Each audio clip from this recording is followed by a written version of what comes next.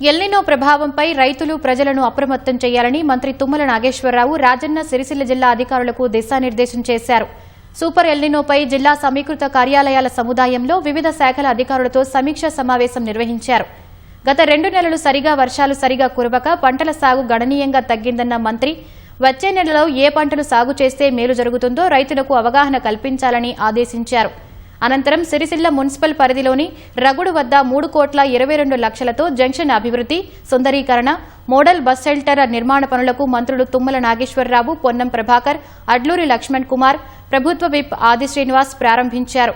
నేతన్నలకు ఏడాది పొడవునా పని కల్పించడంతో పాటు భద్రత, బీమా, సంక్షేమ పథకాల అమలుపై ప్రభుత్వం ప్రత్యేక దృష్టి సారించిందని పేర్కొన్నారు.